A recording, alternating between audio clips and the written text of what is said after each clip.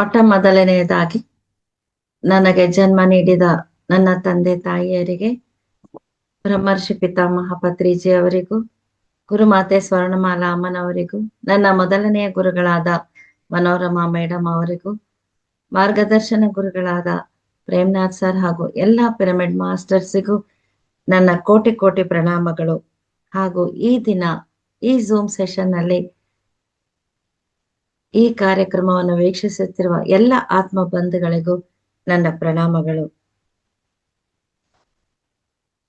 Friends, 3 ದಿನಗಳ ಕಾಲದಿಂದ ಗುರುಗಳ ಬಗ್ಗೆ ನಮ್ಮ ಅಕ್ಕ ಉಮಾರಾಣಿ ಅವರು ನಿಮ್ಗೆ ತಿಳಿಸ್ತಾ ಬಂದ್ರು. ನೋಡಿ, ಗುರುಗಳ ಚರಿತ್ರೆಯನ್ನ ತಿಳ್ಕೊಳ್ತಾ ಹೋದ್ರೆ ಅವರಿಂದ ನಾವು ಎಷ್ಟೋ ಸಂದೇಶಗಳನ್ನ ಪಡಿಬಹುದು. ಜೀವನದಲ್ಲಿ ಕಷ್ಟಗಳು ಎಲ್ರಿಗೂ ಬರ್ತಾ ಇರುತ್ತೆ. ಸೊ ಆ ಕಷ್ಟಗಳು ಬಂದಾಗ ಮಹಾತ್ಮರು ಅದನ್ನ ಯಾವ ರೀತಿ ಎದುರಿಸ್ತಾ ಹೋಗ್ತಾರೆ ಅದನ್ನ ನೋಡಿ ನಾವು ಕಲಿಬೇಕು. ಯಾವ ಯಾವ ಕಠಿಣ ಪರೀಕ್ಷೆಗಳು ಅವ್ರಿಗೆ ಬರ್ತಾ ಹೋಗುತ್ತೆ. ಸೊ ಪ್ರತಿ ಒಬ್ಬರ ಜೀವನದಲ್ಲಿ ಪರೀಕ್ಷೆಗಳು ಸಮಸ್ಯೆಗಳು ಅಂತ ಬರ್ತಾನೆ ಇರುತ್ತೆ. ಬಂದಾಗ ನಾವು ಆ ಸಮಸ್ಯೆಗಳಿಂದ ಧೈರ್ಯ ಕಳ್ಕೊಳ್ದೆ, ಎದೆಗುಂದದೆ ಅವುಗಳನ್ನ ಯಾವ ರೀತಿ ಪರಿಹಾರ ಮಾಡ್ಕೋಬೇಕು ಅನ್ನೋದು ನಮಗೆ ಎಲ್ಲಾ ಗುರುಗಳ ಚರಿತ್ರೆಗಳಿಂದ ತಿಳಿತಾ ಹೋಗುತ್ತೆ. ಸೊ ಈ ದಿನ ನಾವು ತಿಳ್ಕೊಳ್ಳುವ ಗುರುಗಳು ವಸಿಷ್ಠ ಮಹರ್ಷಿ ಮತ್ತೆ ಅರುಂಧತಿ ಮಾತೆ. ಮದುವೆ ಆದ್ಮೇಲೆ ಪ್ರತಿ ದಂಪತಿಗಳಿಗೆ ವಸಿಷ್ಠ ಮಹರ್ಷಿ ಮತ್ತು ಅರುಂಧತಿ ಮಾತೆ ಯಾರು ಅಂತ ಗೊತ್ತು. ಅವರನ್ನ ಮದುವೆ ಆದ ತಕ್ಷಣ ಪುರೋಹಿತರು ಹೊರಗಡೆ ಕರ್ಕೊಂಡೋಗಿ ಆಕಾಶದಲ್ಲಿ ಬೆಳಿಗ್ಗೆ ಹೊತ್ತು ನಕ್ಷತ್ರ ಕಾಣೋದಿಲ್ಲ, ಆದ್ರೂ ಆ ಒಂದು ಸ್ಥಳದಲ್ಲಿ ಅರುಂಧತಿ ಮಾತೆ ನಕ್ಷತ್ರ, ವಸಿಷ್ಠ ಮಹರ್ಷಿಗಳ ನಕ್ಷತ್ರ ನೋಡಿ ಅಂತ ತೋರ್ಸೋದು ನಮ್ಗೆಲ್ಲ ಗೊತ್ತೇ ಇದೆ. ವಸಿಷ್ಠ ಮಹರ್ಷಿಗಳು ಸಪ್ತ ಋಷಿಗಳಲ್ಲಿ ಒಬ್ರು. ಅವರು ಸಪ್ತ ಋಷಿಗಳಲ್ಲಿ ಪ್ರಥಮರು ಅಂತ ಕೂಡ ಹೇಳ್ತಾರೆ. ಅವ್ರು ಎಷ್ಟೋ 1000 ವರ್ಷಗಳು ಜೀವಿಸಿದ್ರು. ಅವರನ್ನ ಬ್ರಹ್ಮನ ಮಾನಸ ಪುತ್ರ ಅಂತ ಕೂಡ ಹೇಳ್ತಾರೆ. ಅವರು ಋಗ್ವೇದ ಕಾಲದಿಂದ ರಾಮಾಯಣದ ಕಾಲ, ರಾಮನ ಅವತಾರ ಮುಗಿಸೋವರೆಗೂ ಇದ್ರು ಅಂತ ಕೂಡ ಹೇಳ್ತಾರೆ. ವಸಿಷ್ಠ ಮಹರ್ಷಿ ಅಂತ ಹೇಳ್ತೀವಿ, ಆದ್ರೆ ಅವರು ಒಬ್ಬ ಬ್ರಹ್ಮರ್ಷಿ. ಅವರ ಪರಂಪರೆಗೆ ಎಷ್ಟು ಅದ್ಭುತವಾದದ್ದು ಅಂದ್ರೆ ಅವರಿಗೆ 100 ಜನ ಪುತ್ರರು, ಎಷ್ಟೋ ಜನ ಪುತ್ರಿಯರು ಇದ್ರು. ಅವರ ಮೊದಲ ಪುತ್ರನ ಹೆಸರು ಶಕ್ತಿ ಮಹರ್ಷಿ. ಆ ಶಕ್ತಿ ಮಹರ್ಷಿಗೆ ಹುಟ್ಟಿದವರು ಪರಾಶರ ಮಹರ್ಷಿ. ಪರಾಶರ ಮಹರ್ಷಿಗೆ ಹುಟ್ಟಿದವರೇ ವೇದವ್ಯಾಸರು. ವೇದವ್ಯಾಸರ ಬಗ್ಗೆ ಗೊತ್ತಿಲ್ಲದವರು ಯಾರು ಇಲ್ಲ. ಮಹಾಭಾರತವನ್ನ ರಚಿಸಿದವರೇ ವೇದವ್ಯಾಸರು. ಅಂದ್ರೆ ವಸಿಷ್ಠರಿಗೆ ಮರಿ ಮೊಮ್ಮಗ ವೇದವ್ಯಾಸ ಮಹರ್ಷಿಗಳು. ತ್ರೇತಾಯುಗದಲ್ಲಿ ರಾಮನಿಗೆ ವಸಿಷ್ಠರು ಗುರುಗಳಾಗಿದ್ದರು. ಅವರ ಪರಂಪರೆಯ ಮರಿ ಮೊಮ್ಮಗನಾದ ವೇದವ್ಯಾಸರು ಮಹಾಭಾರತವನ್ನ ರಚಿಸಿದರು. ನೋಡಿ, ಎಂತಹ ಶ್ರೇಷ್ಠವಾದ ವಂಶ ಅವರದು. ಅದೇ ರೀತಿ ಕೇವಲ ಶ್ರೀರಾಮನಿಗೆ ಮಾತ್ರವಲ್ಲ, ಆ ಇಕ್ಷಾಕು ಕುಲದ ಎಷ್ಟೋ ರಾಜರಿಗೆ ಅವರು ಕುಲಗುರುಗಳಾಗಿದ್ದರು. ವಸಿಷ್ಠ ಮಹರ್ಷಿಗಳ ಪತ್ನಿ ಅರುಂಧತಿ ಮಾತೆ, ಆಕೆ ಕೂಡ ಬ್ರಹ್ಮರ್ಷಿ ಅರುಂಧತಿ ಮಾತೆನೆ. ಆಕೆ ಮಹಾ ತಪಸ್ವಿ, ಮಹಾ ಜ್ಞಾನಿ, ಬ್ರಹ್ಮ ಜ್ಞಾನವನ್ನ ಹೊಂದಿದವರು. ವಸಿಷ್ಠರು ಮತ್ತು ಅರುಂಧತಿ ಮಾತಾ ಇಬ್ಬರು ಸೇರಿ ಆ ಸಮಯದಲ್ಲೇ ಸನಾತನ ಧರ್ಮದಲ್ಲೇ ಮೊಟ್ಟ ಮೊದಲ ಒಂದು ಯೂನಿವರ್ಸಿಟಿಯನ್ನ ನಡೆಸ್ಕೊಂಡು ಬಂದಿದ್ದಾರೆ.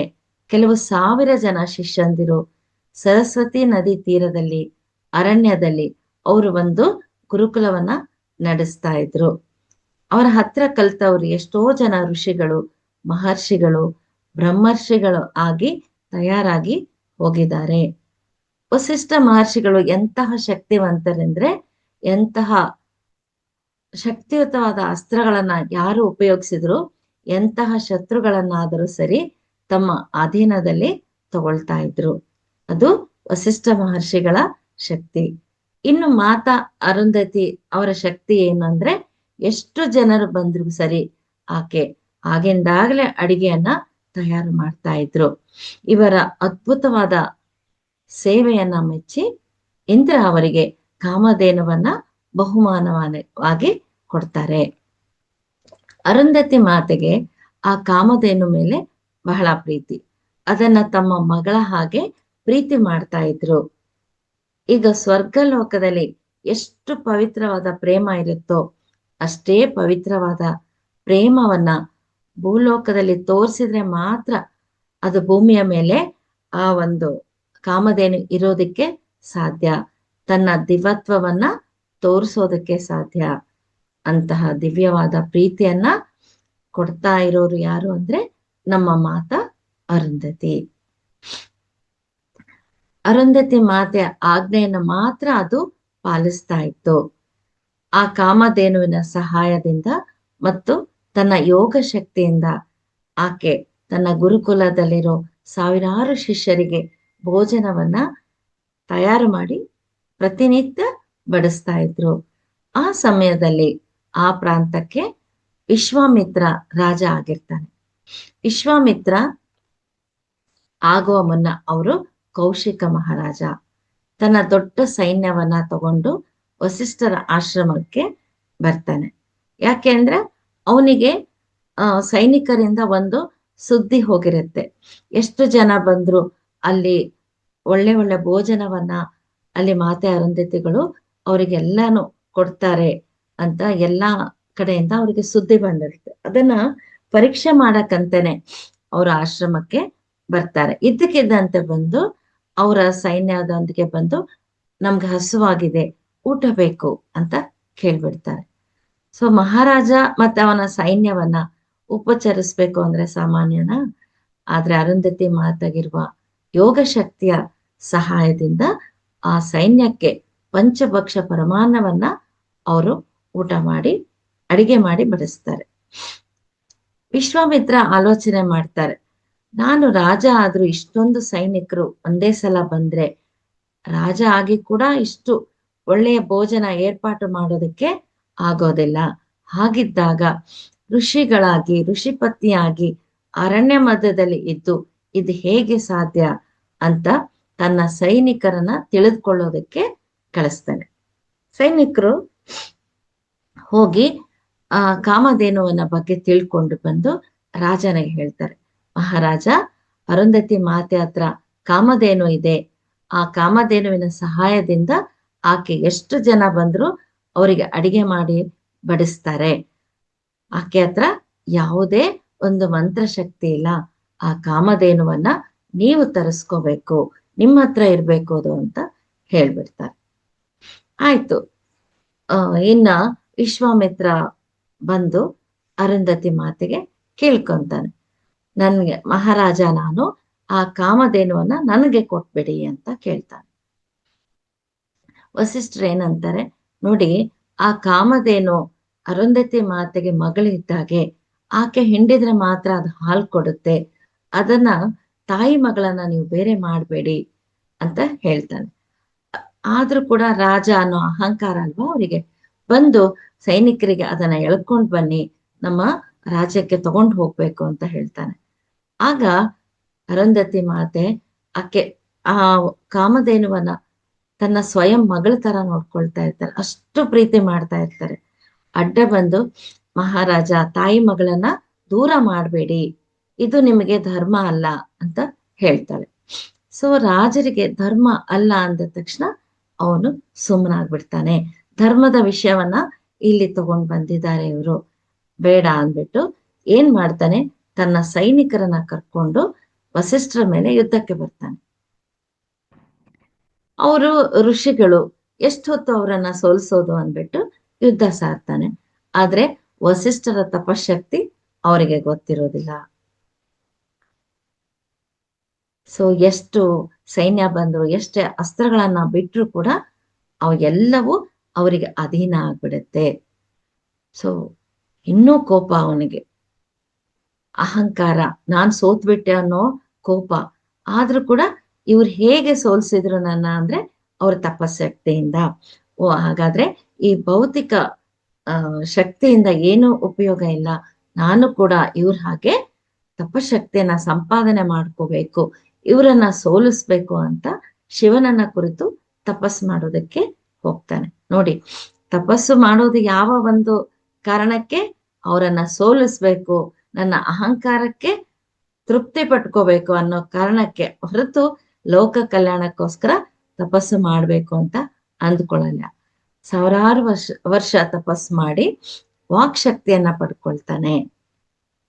ಮತ್ತೆ ವಸಿಷ್ಠರ ಹತ್ರ ಬಂದು ಹೇಳ್ತಾನೆ, ನೀವು ಕಾಮಧೇನುವನ್ನ ಕೇಳಿದ್ರೆ ಅದು ನನ್ನ ಮಗಳು ಅಂತ ನನ್ನನ್ನ ಧರ್ಮದ ನೆಪ ಮಾಡಿ ನನ್ನನ್ನ ನಿಲ್ಸಿದ್ರಿ, ನನ್ನ ಸೈನ್ಯವನ್ನೆಲ್ಲ ನೀವು ಸೋಲ್ಸಿದ್ರಿ, ಈಗ ನನ್ಗೆ ಶಕ್ತಿ ಬಂದಿದೆ, ನನ್ನ ಹೆಣ್ಣು ಮಗಳನ್ನ ಕೊಡ್ಲಿಲ್ಲ, ಇನ್ನ 100 ಗಂಡು ಮಕ್ಕಳು ಸತ್ತು ಹೋಗ್ಲಿ ಅಂತ ಶಾಪ ಕೊಡ್ತಾನೆ.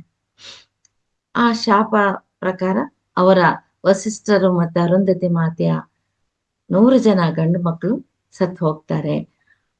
ಒಂದು ಏನು ನಾವು ತಿಳ್ಕೋಬೇಕು ಅಂದ್ರೆ, ವಸಿಷ್ಠರು ಮತ್ತೆ ಅರುಂಧತಿ ಮಾತೆ ಎಷ್ಟೋ ಯೋಗ ಶಕ್ತಿ ಇರೋರು.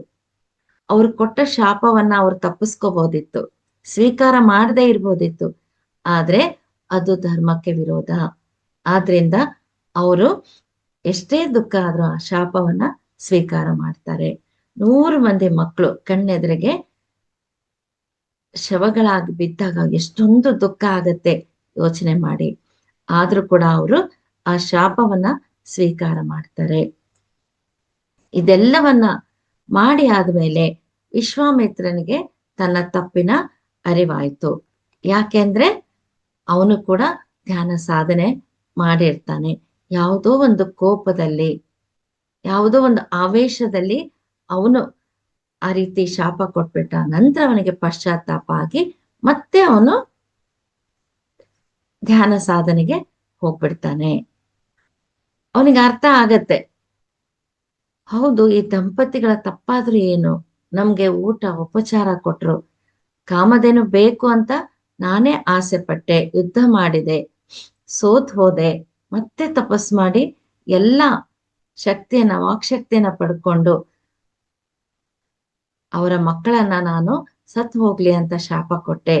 ನನ್ನ ಕ್ಷಣಿಕ ಈ ಆವೇಶಕ್ಕೆ, ಭಾವನೆಗೆ ಒಳಗಾಗಿ ಅವರಿಗೆ ನಾನು ತುಂಬಾ ತೊಂದರೆ ಕೊಟ್ಬಿಟ್ಟೆ, ಬಹಳ ತಪ್ಪು ಮಾಡಿದೆ ಅಂತ ಪಶ್ಚಾತ್ತಾಪ ಭಾವನೆಯಿಂದ ತಪಸ್ಸಿಗೆ ಹೊರಟು ಹೋಗ್ತಾನೆ.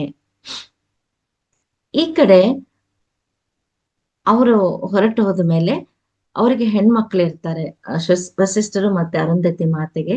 ಅವರಿಗೆ ವಿಷಯ ಗೊತ್ತಾಗಿ ಎಲ್ರು ಬರ್ತಾರೆ.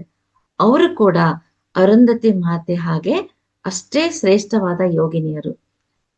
ಅವರ ತಾಯಿಯ ದುಃಖವನ್ನ ನೋಡ್ಲಾರ್ದೆ ಅವರ ತಾಯಿ ಹತ್ರ ಒಂದ್ ಮಾತು ಹೇಳ್ತಾರೆ, ಅಮ್ಮ, ನಾವೆಲ್ಲರೂ ಸೇರಿ ದುಃಖ ಇಲ್ಲದ, ಸಾವುಗಳಿಲ್ಲದ, ಪುತ್ರ ಮತ್ತೆ ಪುತ್ರಿಯರ ಶೋಕ ಇಲ್ಲದ ಒಂದು ಲೋಕವನ್ನ ಸೃಷ್ಟಿ ಮಾಡೋಣ, ಅಲ್ಲಿ ನಾವು ಸುಖವಾಗಿ ಸಂತೋಷವಾಗಿ ಇರೋಣ ಅಂತ ಅವರ ಅಮ್ಮನಿಗೆ ಅಪ್ಪಣೆ ಕೇಳ್ತಾರೆ.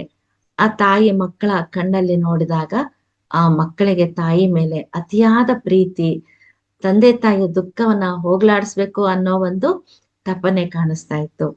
ಆಗ ಅರುಂಧತಿ ಮಾತೆ ಹೇಳ್ತಾಳೆ, ಸರಿ, ನಾವು ಅಂತಹ ಲೋಕವನ್ನ ಸೃಷ್ಟಿ ಮಾಡೋಣ ಅಂತ ಧ್ಯಾನ ಸಾಧನೆಗೆ ಕೂತ್ಕೊಳ್ತಾರೆ. ನೋಡಿ, ಏನೋ ಒಂದು ಸಣ್ಣ ಪುಟ್ಟ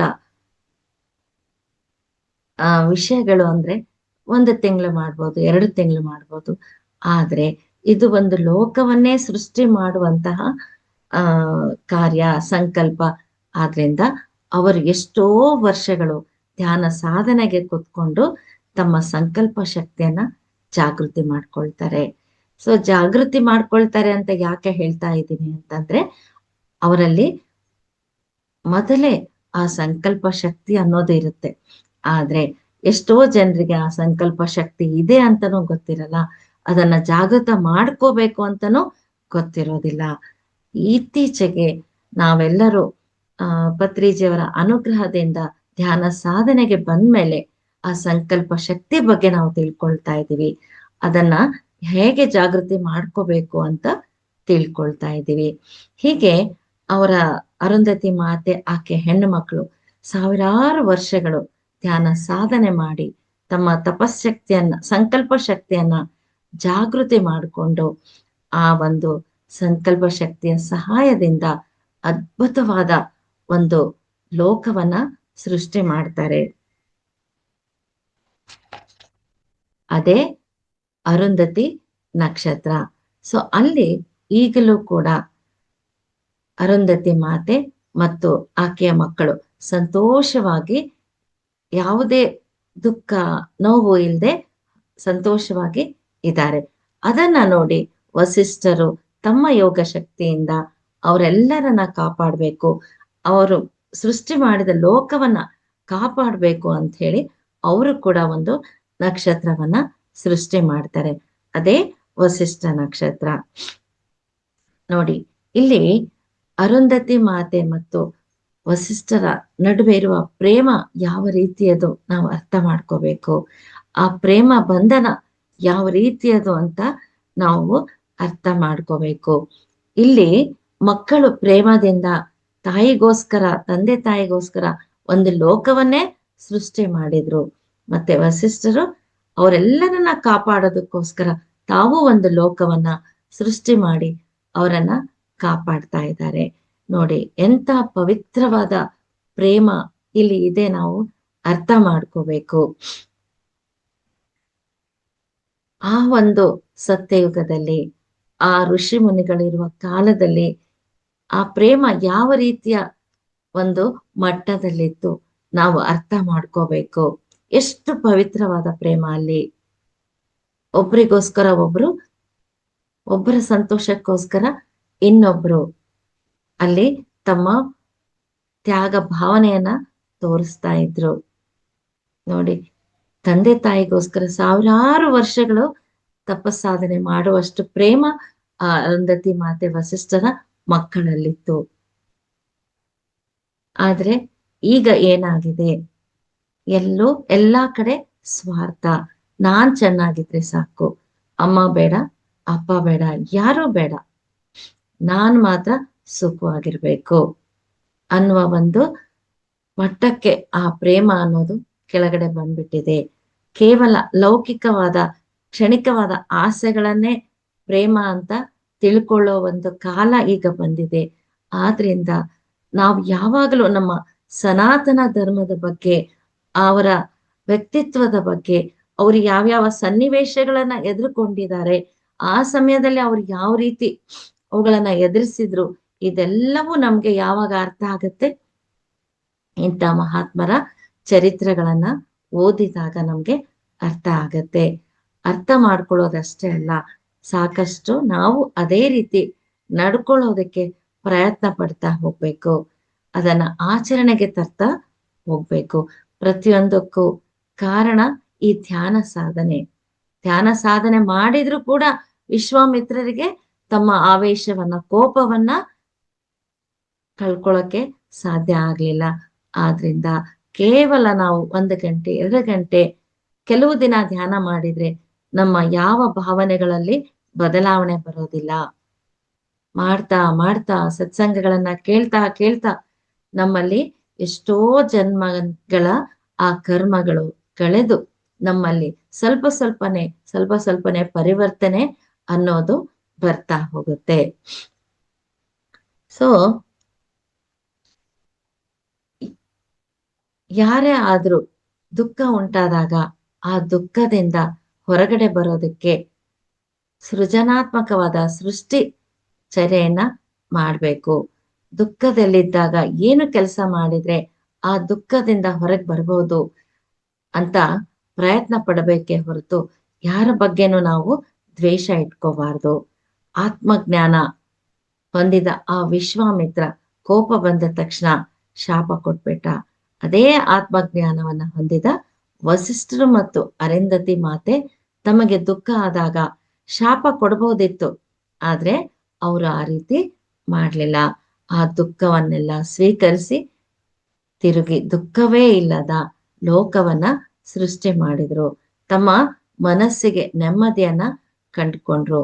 ಈಗಲೂ ಕೂಡ ಆ ಅರುಂಧತಿ ನಕ್ಷತ್ರವನ್ನ ಅರುಂಧತಿ ಮಾತೆ ಮತ್ತು ಆಕೆಯ ಮಕ್ಕಳು ಅದನ್ನ ಸಂರಕ್ಷಣೆ ಮಾಡ್ತಾ ಇದ್ದಾರೆ ಅಂತ ಹೇಳ್ತಾರೆ.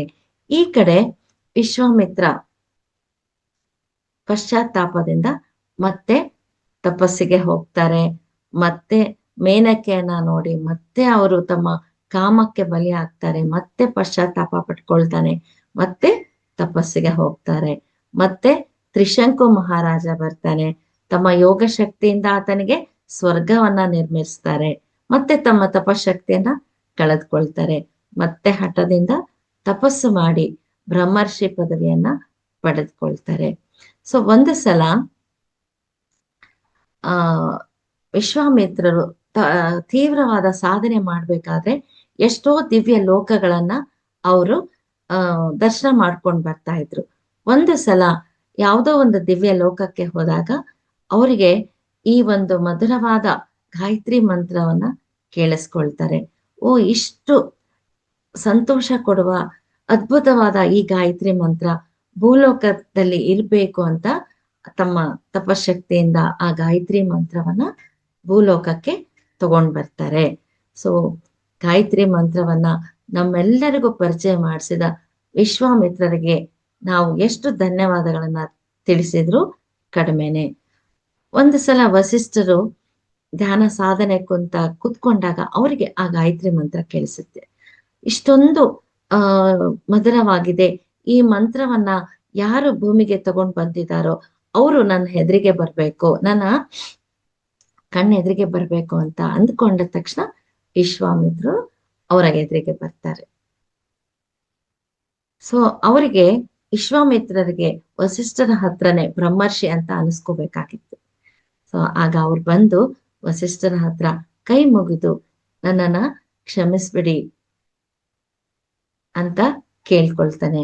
ಆಗ ವಸಿಷ್ಠರು ಯಾವುದೇ ಒಂದು ಭಾವನೆ ಇಲ್ಲದೆ ಅವರನ್ನ ಕ್ಷಮಿಸಿ, ನೋಡಿ 100 ಮಕ್ಕಳನ್ನ ಕಳ್ಕೊಂಡು ದುಃಖ ಯಾವ ರೀತಿ ಇರುತ್ತೆ ಅದರ ಅಂದಾಜು ನಾವು ಮಾಡಕ್ ಆಗುದಿಲ್ಲ.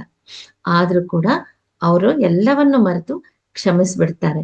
ಆದ್ರೆ ಅವ್ರು ಒಂದು ಮಾತು ಹೇಳ್ತಾರೆ, ನೋಡು, ತಂದೆಗಿಂತ ತಾಯಿಗೆ ತುಂಬಾ ದುಃಖ ಇರುತ್ತೆ, ಶೋಕ ಪುತ್ರ ಇರುತ್ತೆ, ನೀವು ಅರುಂಧತಿ ಮಾತೆ ಹತ್ರ ಹೋಗಿ ಕ್ಷಮಾಪಣೆ ಕೇಳ್ಕೊಳ್ಳಿ ಅಂತ ಹೇಳ್ತಾರೆ.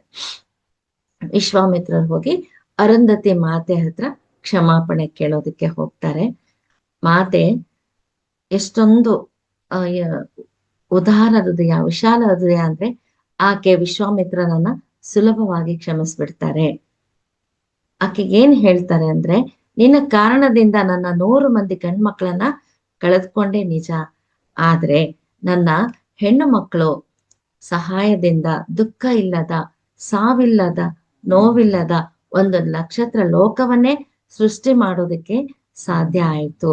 ಹಾಗೆ ನಿನ್ನ ಕಾರಣದಿಂದ ಆ ಗಾಯತ್ರಿ ಮಂತ್ರ ಈ ಭೂಮಿಗೆ ಬರೋದಕ್ಕೆ ಕಾರಣ ಆಯ್ತು ಅಂತ ಅವರನ್ನ ಸುಲಭವಾಗಿ ಕ್ಷಮಿಸ್ತಾರೆ. ನೋಡಿ, ಕ್ಷಮಾಪಣೆ ಅನ್ನೋದು ಎಷ್ಟು ದೊಡ್ಡ ಗುಣ ಅನ್ನೋದು ನಾವು ವಸಿಷ್ಠರು ಮತ್ತು ಅರುಂಧತಿ ಮಾತೆಯಿಂದ ತಿಳ್ಕೋಬೇಕು. ಹಾಗೆ ಕ್ಷಮಿಸೋದ್ರಿಂದ ಎಷ್ಟು ದೊಡ್ಡವರಾಗ್ತೀವಿ ಅನ್ನೋದು ಕೂಡ ನಾವು ಅರ್ಥ ಮಾಡ್ಕೋಬೇಕು. ಸೊ ವಸಿಷ್ಠರ ಕಾಲದಲ್ಲಿ ಎಷ್ಟೋ ರಾಕ್ಷಸರು ಋಷಿಗಳ ಯಜ್ಞಗಳನ್ನ ರಾಕ್ಷಸರು ನಾಶ ಮಾಡ್ತಾ ಇದ್ರು. ಆಗ ವಸಿಷ್ಠರು ದಶರಥನನ್ನ ಒಪ್ಪಿಸಿ ಶ್ರೀರಾಮಚಂದ್ರ ಲಕ್ಷ್ಮಣರನ್ನ ವಿಶ್ವಾಮಿತ್ರರ ಜೊತೆ ರಾಕ್ಷಸರ ಸಂಹಾರಕ್ಕೆ ಕಳಿಸ್ಕೊಡ್ತಾರೆ. ಶ್ರೀರಾಮರ ವಿವಾಹವನ್ನ ಕೂಡ ವಸಿಷ್ಠರು ಹತ್ರ ಇದ್ದು ನಡೆಸ್ಕೊಡ್ತಾರೆ. ಶ್ರೀರಾಮರ ಪಟ್ಟಾಭಿಷೇಕಕ್ಕೆ ಮುಹೂರ್ತ ಇಡಿ ಅಂದ್ರೆ ವಸಿಷ್ಠರು ಶ್ರೀರಾಮರ ಅರಣ್ಯವಾಸಕ್ಕೆ ಮುಹೂರ್ತ ಇಡ್ತಾರೆ. ಅವರಿಗೆ ಮೊದಲೇ ಗೊತ್ತು, ಶ್ರೀರಾಮರ ಅರಣ್ಯಕ್ಕೆ ಹೋಗಿ ಅಲ್ಲಿ ಅವರ ಉದ್ದೇಶ ಏನು ಅಂತ ಗೊತ್ತು. ಅರಣ್ಯವಾಸ ಮುಗಿದ ಮೇಲೆ ಹತ್ತಿರ ನಿಂತು ಶ್ರೀರಾಮರ ಪಟ್ಟಾಭಿಷೇಕ ಮಾಡಿಸ್ತಾರೆ. ಅಷ್ಟೇ ಅಲ್ಲ, ಶ್ರೀರಾಮರು ಚಿಕ್ಕವರಿದ್ದಾಗ ಅವರಿಗೆ ಎಲ್ಲಾ ಅಸ್ತ್ರ ವಿದ್ಯೆಗಳನ್ನ, ಯೋಗ ವಿದ್ಯೆಗಳನ್ನ ಎಲ್ಲವನ್ನೂ ಹತ್ತಿರ ಇದ್ದು ಹೇಳಿಕೊಟ್ಟಿರ್ತಾರೆ. ವಿದ್ಯಾಭ್ಯಾಸ ಎಲ್ಲ ಮುಗಿದ ಮೇಲೆ ಶ್ರೀರಾಮರು ದೇಶಾಟನೆಗೆ ಹೋಗ್ತಾರೆ. ದೇಶಾಟನೆಗೆ ಹೋದಾಗ ಬಗೆ ಬಗೆಯ ಜನ, ಅವರ ಕಷ್ಟಗಳು, ನಷ್ಟಗಳು, ದುಃಖಗಳು ಇವೆಲ್ಲ ನೋಡಿ ಒಂದು ರೀತಿಯ ವೈರಾಗ್ಯ ಅವರಲ್ಲಿ ಬರುತ್ತೆ. ಯಾವುದರ ಮೇಲೆ ಆಸಕ್ತಿ ಅವ್ರಿಗೆ ಇರೋದಿಲ್ಲ. ಆಗ ವಸಿಷ್ಠರ ಹತ್ರ ಬಂದು ಎಷ್ಟೋ ಪ್ರಶ್ನೆಗಳನ್ನ ಕೇಳ್ತಾರೆ. ಜೀವನ ಅಂದ್ರೆ ಏನು, ಜೀವನದ ಅರ್ಥ ಏನು, ಮಾಯೆ ಅಂದ್ರೆ ಏನು, ಧರ್ಮ ಅಂದ್ರೆ ಏನು, ಹೀಗೆ ವಿಧವಾದ ಪ್ರಶ್ನೆಗಳನ್ನ ಶ್ರೀರಾಮರು ಕೇಳಿದಾಗ ಅವೆಲ್ಲವುಗಳಿಗೆ ಶ್ರೀರಾಮರು ಸಮಾಧಾನ ಹೇಳ್ತಾರೆ. ಶ್ರೀರಾಮರ ಪ್ರಶ್ನೆ ಕೇಳೋದು, ವಸಿಷ್ಠರು ಸಮಾಧಾನ ಹೇಳೋದು, ಒಟ್ಟು ಇದೆಲ್ಲವನ್ನು ಒಂದು ಗ್ರಂಥವನ್ನ ಹಾಕಿ ಮಾಡಲಾಗಿದೆ. ಅದನ್ನೇ ಯೋಗ ವಾಸಿಷ್ಠ ಅಂತ ಹೇಳ್ತಾರೆ. ಈಗ ಯೋಗ ವಾಸಿಷ್ಠದಲ್ಲಿ ಮಾಯೆ ಅಂದ್ರೆ ಏನು, ಅದು ಹೇಗೆ ನಮ್ಮನ್ನ ಅದರ ಬಲೆಗೆ ಬೀಳಿಸುತ್ತೆ, ಮಾಯೆಗೆ ಒಳಗಾಗಿ ಮಾನವ ಯಾವ ಕೆಲಸಗಳನ್ನ ಮಾಡ್ತಾನೆ, ಈ ಕಾಲ ಅನ್ನೋದು ಹೇಗೆ ಸೃಷ್ಟಿಯಾಗಿದೆ, ಬ್ರಹ್ಮ ಪದಾರ್ಥ ಅಂದ್ರೆ ಏನು, ಜೀವನಕ್ಕೆ ಪರಮಾವಧಿ ಏನು, ಧರ್ಮ ಅಂದ್ರೆ ಏನು, ಹೀಗೆ ಎಷ್ಟೋ ಪ್ರಶ್ನೆಗಳಿಗೆ ಸಮಾಧಾನ ಆ ಗ್ರಂಥದಲ್ಲಿದೆ. ಈ ಗ್ರಂಥದ ಮೂಲಕ ಶ್ರೀರಾಮರು ಎಷ್ಟೋ ಜ್ಞಾನವನ್ನ ತಿಳ್ಕೊಂಡು ಅದರ ಪ್ರಕಾರ ತಮ್ಮ ಜೀವನವನ್ನ ಅವರು ನಡೆಸಿದರು. ಈ ಯೋಗ ವಾಸಿಷ್ಠದಲ್ಲಿ ವಸಿಷ್ಠರು ಏನು ಹೇಳಿದ್ದಾರೆ ಅಂದ್ರೆ, ಜಗತ್ತು ಮಿಥ್ಯ, ಬ್ರಹ್ಮ ಸತ್ಯ. ಇದು ತುಂಬಾ ದೊಡ್ಡ ಸ್ಟೇಟ್ಮೆಂಟ್. ಯಾಕೆಂದ್ರೆ ಈ ಶರೀರ ಕಾಣಿಸ್ತಾ ಇದೆ, ಎದುರಿಗೆ ಎಲ್ರೂ ಕಾಣಿಸ್ತಾ ಇದ್ದಾರೆ, ಆದರೂ ಇದೆಲ್ಲವೂ ಮಿಥ್ಯ, ಕಣ್ಣಿಗೆ ಕಾಣಿಸದ ಆ ಬ್ರಹ್ಮ ಪದಾರ್ಥ ಸತ್ಯ ಅಂತ ಹೇಳ್ತಾ ಇದ್ದಾರೆ. ಅದಕ್ಕೆ ತುಂಬಾ ಅದ್ಭುತವಾದ ವಿವರಣೆಯನ್ನು ಕೂಡ ಅವರು ಕೊಟ್ಟಿದ್ದಾರೆ. ಈಗ ಯಾರನ್ನಾದ್ರೂ ನೋಡ್ತಾ ಇದ್ರೆ ಆ ಮನುಷ್ಯನನ್ನ ನೋಡ್ತೀವ, ಇಲ್ಲ ಆ ಮನುಷ್ಯನ ಮೇಲಿನ ಅಭಿಪ್ರಾಯನವನ್ನ ನಾವು ನೋಡ್ತೀವ. ಅದೇ ಮನುಷ್ಯ ಇನ್ನೊಬ್ಬರಿಗೆ ಇನ್ನೊಂದು ತರಹ, ಮತ್ತೊಬ್ಬರಿಗೆ ಇನ್ನೊಂದು ತರಹ ಕಾಣಿಸ್ತಾರೆ. ಅದೇ ರೀತಿ ನಾನು ಒಬ್ಬರಿಗೆ ತಾಯಿ, ಒಬ್ಬರಿಗೆ ಹೆಂಡತಿ, ಒಬ್ಬರಿಗೆ ಸೊಸೆ, ಮತ್ತೊಬ್ಬರಿಗೆ ಒಬ್ಬ ಪಿರಮಿಡ್ ಮಾಸ್ಟರ್, ಒಬ್ಬರಿಗೆ ಸ್ನೇಹಿತೆ ತರ ಇರ್ತೀನಿ. ಹಾಗೆ ಒಂದು ಸ್ಪಿರಿಚುವಲ್ ಗ್ಯಾದರಿಂಗ್ ನಲ್ಲಿ ನಾನು ಒಂಥರ ಇರ್ತೀನಿ, ಫ್ಯಾಮಿಲಿ ಫಂಕ್ಷನ್ ನಲ್ಲಿ ಒಂಥರ ಇರ್ತೀನಿ. ಹಾಗಾದ್ರೆ ಈ ಎಲ್ಲದರಲ್ಲೂ ಇರುವ ನಿಜವಾದ ನಾನು ಯಾರು? ಇವೆಲ್ಲವುಗಳು ಕೂಡ ಮಿಥ್ಯ. ಅಂದ್ರೆ ಎಲ್ಲ ಬದಲಾಗೋದೆ. ಇದೆಲ್ಲವನ್ನು ಸೃಷ್ಟಿ ಮಾಡುವ ಆ ಬ್ರಹ್ಮ ಪದಾರ್ಥ ಅದು ಸತ್ಯ, ಅದು ಯಾವಾಗಲೂ ಬದಲಾಗೋದಿಲ್ಲ. ಈಗ ನಿಮ್ಮ ಕಣ್ಣಿನಿಂದ ನೋಡಲು ಸಾಧ್ಯವಾಗದೇ ಇದ್ರು ಅದೇ ಸತ್ಯ. ಎಷ್ಟೇ ಸಾವಿರ ವರ್ಷಗಳು ಬಾಳಿದ ಈ ಜಗತ್ತಿಗೆ ಒಳ್ಳೆಯದಾಗುವ ಎಷ್ಟೋ ಮಹತ್ ಕಾರ್ಯಗಳನ್ನ ಮಾಡಿದ, ಎಷ್ಟೋ ಮಹಾಪುರುಷರಿಗೆ ಮಾರ್ಗದರ್ಶನ ಮಾಡಿದ ಸಪ್ತ ಋಷಿಗಳಿಗೆ ಪ್ರಥಮರಾದವರು, ಯುಗಗಳ ಬದಲಾವಣೆಯನ್ನ ಸಾಕ್ಷೀಭೂತವಾಗಿ ನೋಡಿದವರು ಈ ವಸಿಷ್ಠರು ಮಹಾನುಭಾವರು. ಹಾಗೆ ಒಬ್ಬ ಮಹಾಯೋಗಿನಿ, ಅವರಷ್ಟೇ ಬ್ರಹ್ಮಜ್ಞಾನವನ್ನ ಪಡೆದವರು ಅರುಂಧತಿ ಮಾತೆ. ಸೊ ಇಂತಹ ಮಹಾಪುರುಷರ ಬಗ್ಗೆ ತಿಳಿದುಕೊಂಡಾಗ, ಅವರ ಚರಿತ್ರೆ ಬಗ್ಗೆ ಸಂಕ್ಷಿಪ್ತವಾಗಿ ಆದರೂ ತಿಳಿದುಕೊಂಡಾಗ, ಆ ಒಂದು ಅವರ ಜೀವನ ಚರಿತ್ರೆಯಿಂದ ನಾವು ಎಷ್ಟೋ ವಿಷಯಗಳನ್ನ, ಜೀವನದ ಸತ್ಯಗಳನ್ನ ನಾವು ತಿಳ್ಕೋಬಹುದು. ಸೊ ಫ್ರೆಂಡ್ಸ್, ಇದು ವಸಿಷ್ಠರು ಮತ್ತು ವಿಶ್ವಾಮಿತ್ರರ ಅರುಂಧತಿ ಮಾತೆ ಹಾಗೂ ವಿಶ್ವಾಮಿತ್ರರ ಒಂದು ಕಥಾ ಸಾರಾಂಶ, ಸಂಕ್ಷಿಪ್ತವಾದದ್ದು. ಒಂದು 5 ನಿಮಿಷಗಳ ಕಾಲ ವಸಿಷ್ಠರು ಮತ್ತು ಅರುಂಧತಿ ಮಾತೆಯರ ಚೈತನ್ಯದೊಂದಿಗೆ ಅನುಸಂಧಾನವಾಗಿ ನಾವು ಒಂದು 5 ನಿಮಿಷಗಳ ಕಾಲ ಧ್ಯಾನವನ್ನು ಮಾಡೋಣ. ಸೊ ಎಲ್ರೂ ಕಣ್ಮುಚ್ಕೊಂಡು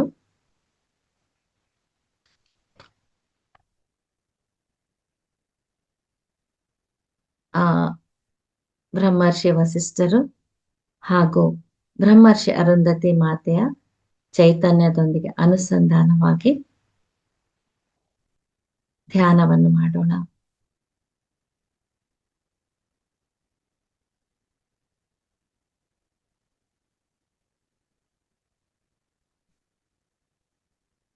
ನಮ್ಮಲ್ಲಿರುವ ಸಂಕಲ್ಪ ಶಕ್ತಿಯನ್ನ ಧ್ಯಾನ ಸಾಧನೆಯಿಂದ ಜಾಗೃತ ಮಾಡಿಕೊಂಡು ಅದ್ಭುತವಾದ ಲೋಕಗಳನ್ನ ಸೃಷ್ಟಿಸಿದವರವರು.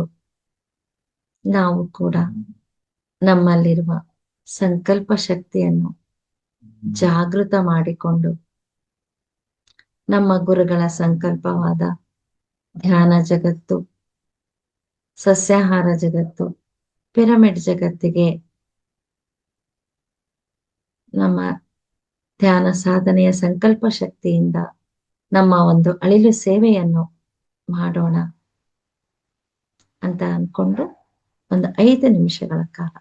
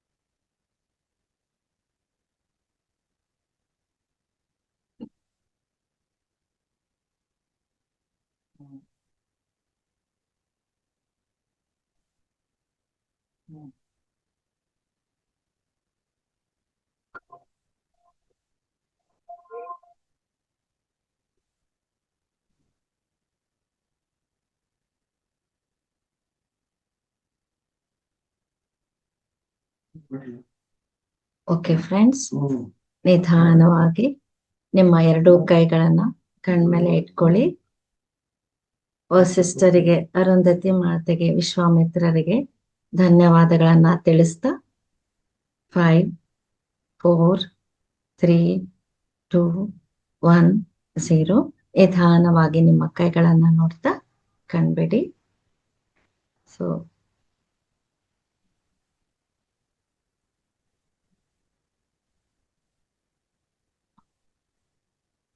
ರಿಲ್ಯಾಕ್ಸ್ ಆಗಿ. Okay, thank you, thank you, thank you. So ಈ ಅದ್ಭುತವಾದ ಮಹಾತ್ಮರ ಸಂದೇಶಗಳನ್ನ ತಿಳಿಸೋದಕ್ಕೆ ಅವಕಾಶ ಮಾಡಿಕೊಟ್ಟ ರಂಗನಾಥ್ ಗುರೂಜಿ ಅವರಿಗೂ ಹಾಗೂ ಮಹಾವತಾರ್ ಟೀಮ್ನ ಪ್ರತಿಯೊಬ್ಬರಿಗೂ ನಾನು ಧನ್ಯವಾದಗಳನ್ನ ಹೇಳೋದಕ್ಕೆ ಇಷ್ಟಪಡ್ತೀನಿ. Thank you, thank you, thank you.